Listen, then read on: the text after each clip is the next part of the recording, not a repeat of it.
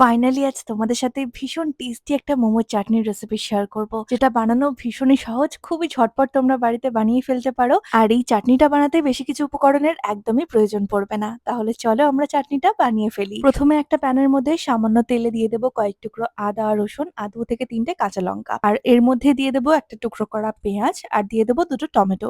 টমেটোটাকে মাঝখান থেকে 2 টুকরো করে নিয়েছিলাম। এবার এটাকে ঢেকে 2 থেকে 3 মিনিট একটু লো ফ্লেমে রান্না করতে হবে। যখন টমেটোটা একটু নরম হয়ে যাবে, এর খোসাটাকে আমি বাদ দিয়ে দেবো। তারপর এর মধ্যে দিয়ে দিচ্ছি অল্প একটু ধনেপাতার স্টেম বা ধনেপাতার ডাঁটিটা, আর দিয়ে দিচ্ছি বেশ খানিকটার মতো তিল, দিয়ে দেবো স্বাদ মতো নুন, একটু দিয়ে দেবো স্বাদ অনুযায়ী চিনি, আর দিয়ে দেবো একটু কাশ্মীরি লঙ্কার গুঁড়ো। তারপর একটু ভাজা ভাজা করে নিয়ে এটাকে নামিয়ে ঠান্ডা করে তারপর এটাকে ব্লেন্ড করে নেব। ব্যাস, তাহলেই রেডি হয়ে যাবে আমাদের টেস্টি নেপালি স্টাইল মোমোর চাটনি। চিকেন হোক বা ভেজ মোমো, এই চাটনিটার সাথে জাস্ট জমে যাবে। তাই অবশ্যই একবার ট্রাই করে জানিও কেমন লাগলো রেসিপিটা। টাটা।